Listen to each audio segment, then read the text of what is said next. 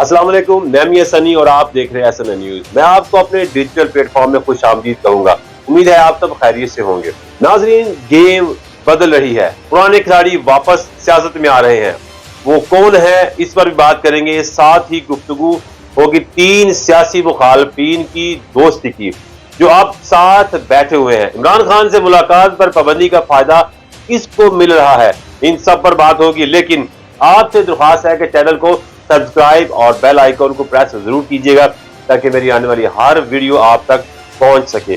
तो चलें चलते हैं आज के व्लॉग की तरफ।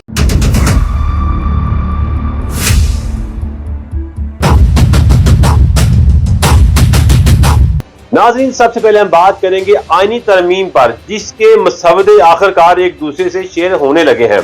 अब सवाल यह है कि इस मसवदे में क्या शामिल किया गया है।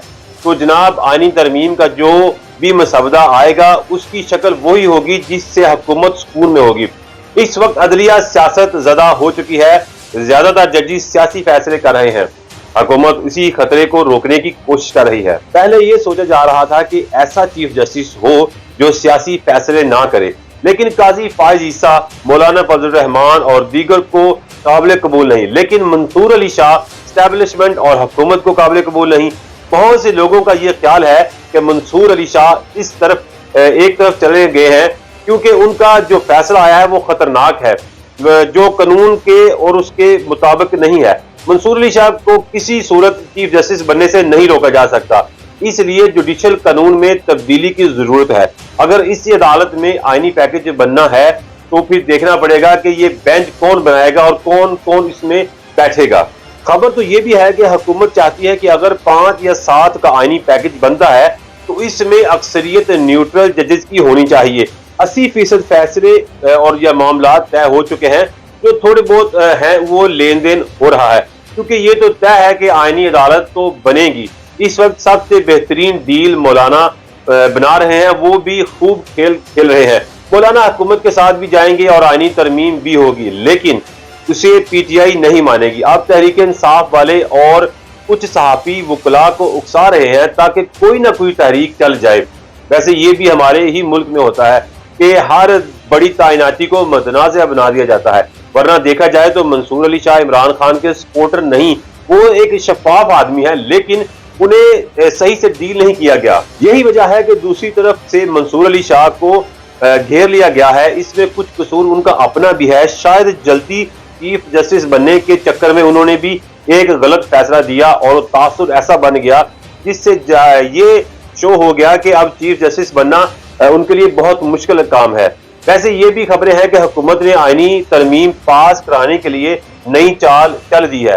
हुक्मरान इत्तेहादी जमातों के जो अरकान कौमी असम्बली और सेनेट में इस वक्त बैरून मुल्क में हैं, उन्हें जल्द अज जल्द पाकिस्तान आने को कहा गया है।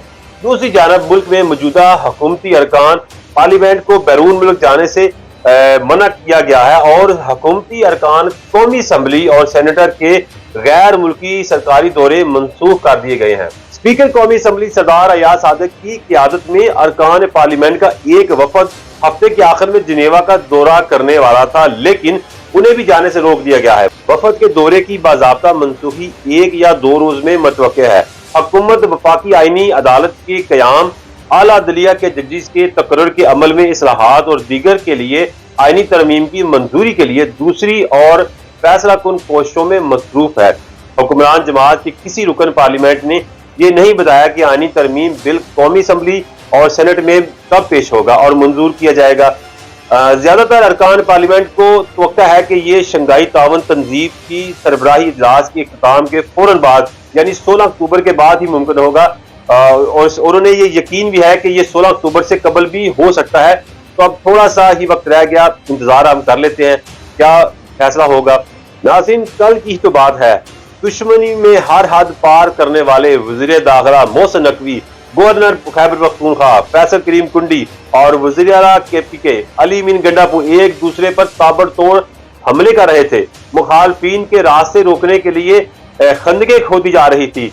शहर इक़्तिदार में आंसू गैस का बेदरेग इस्तेमाल किया जा रहा था। KPK हाउस के न जाने सिर्फ दरवाजे और शीशे तोड़े जा रहे थे, बल्कि उसे सील भी कर दिया गया था। तब किसी को क्या मालूम था कि आज के दुश्मन सिर्फ 96 घंटे के बाद अच्छे बच्चे बन के एक दूसरे के साथ सर जोड़कर बैठ जाएंगे। जब अली अमीन गंडापुर, फैसल करीम कुंडी और मोहसिन नकवी के एक साथ बैठने की तस्वीर मीडिया के सामने आई तो उसमें बहुत से सवालात जन्म लिए। कल तक एक दूसरे से बात करने के रवादार नहीं थे, आखिर क्या हुआ कि अचानक एक साथ बैठ गए। माजी के लड़ाई झगड़ों के बरअक्स आज वफाक और सूबा एक अहम मसले में एक ही छत के नीचे बैठकर उसे हल करने की कोशिश कर रहा है। जो मनाजिर वज़ीर हाउस खैबर पख्तूनख्वा में देखे गए हैं, ये यकीनन मुल्क की सियासी सूरत हाल के तनाज़े में एक मुस्बत पेशरफ्त है। मुल्क को दरपेश मौजूदा सूरत हाल को देखते हुए अगर आज इमरान खान, नवाज शरीफ और आसफ जरदारी इकट्ठे बैठ जाएं तो मुल्क को दरपेश हर बहरान, चाहे सियासी हो या मुआशी हो या खारजी हो, इसको हल करना कोई मुश्किल टास्क नहीं होगा। लेकिन एक बात यह भी है कि गंडापुर पर जो पहले भी काफी सवाल उठे हैं और उनके अपने ही लोग ये सवाल उठा रहे हैं, जहां तक मैं जानता हूं वो सवाल सब ठीक है और गंडापुर को ये मालूम है कि जेल वाले की मानने से बेहतर है कि बाहर वालों की मान लो, क्योंकि हुकूमत भी तो करनी है। तो नाज़रीन, आखिर में सबसे अहम खबर पर बात करते हैं जिसका मार्केट में यकदम से चर्चा होने लगा है, और वो ये है कि नवाज शरीफ के मुतरक होते ही उनके एक पुराने साथी से मुतल्लिक खबरें सामने आ रही हैं कि वो मैदान में वापस आ रहे हैं, और ना सिर्फ वापस आ रहे हैं बल्कि मुस्लिम लीग नून की मुखालफ जमात में शामिल भी होने वाले हैं। हो सकता है कि कमान ही उनको सौंप दी जाए। अब आप सोच रहे होंगे कि वो कौन साहब हैं, तो जनाब हम आपको बता देते हैं, वो साबिक वज़ीर दाखिला चौधरी निसार अली खान है। साबिक वज़ीर दाखिला चौधरी निसार अली खान से मुतल्लिक दावा किया जा रहा है कि वो पाकिस्तान तहरीक इंसाफ में शमूलियत इख्तियार कर रहे हैं। अब पीटीआई के सीनियर रहनुमा आजम स्वाति ने भी तस्दीक कर दी है कि चौधरी निसार अली खान को पीटीआई में शमूलियत की दावत दे दी है। आजम स्वाति ने कहा उन्हें मालूम है कि चौधरी निसार अली खान पीटीआई में शामिल होना चाहते हैं। मुल्क की तरक्की और कानून की हुक्मरानी के लिए उन्हें पीटीआई में खुश आमदीद कहेंगे। वो एक बासूल इंसान है। गुज़िश्ता दिनों ये अफवाहें फैल रही थी कि चौधरी निसार अली खान पीटीआई में शमूलियत इख्तियार कर रहे हैं, ताहम चौधरी निसार के खानदानी ज़राया ने अफवाहों को झूठ और बेबुनियाद करार दिया था और कहा था कि उनकी असद कैसर से उस हवाले से मुलाकात नहीं हुई। वो आज़ाद हैसियत से अपनी सियासी सरगर्मियां जारी रखे हुए हैं और पीटीआई में शमूलियत का कोई इरादा नहीं रखते। इससे कबल 2018 में भी आम इंतखाबात से कबल ऐसी अफवाहें थी जिनमें चौधरी निसार की पीटीआई में शमूलियत से मुतल्लिक दावे किए गए थे। तो मैं आपको बता दूं, ये बहुत मुश्किल काम है। मुझे नहीं लगता कि चौधरी निसार किसी के मातहत काम करेंगे और आज ना ही वो पीटीआई में शामिल होंगे। लेकिन सियासत में कब क्या हो जाए कुछ नहीं कहा जा सकता। अगर आप चौधरी निसार की सोच और तबीयत का जायजा लें तो वो एक अनापरस्त इंसान है। उनके अंदर बहुत ईगो है। वो नवाज शरीफ के साथ होते हुए भी खुद को उनके बराबर समझते थे।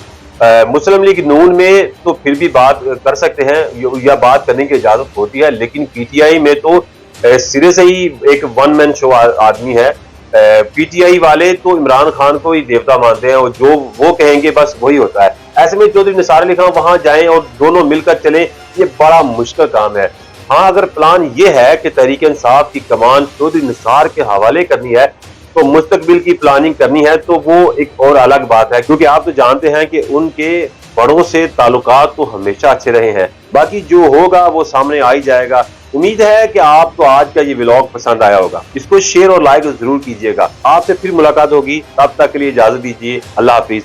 पाकिस्तान जिंदाबाद।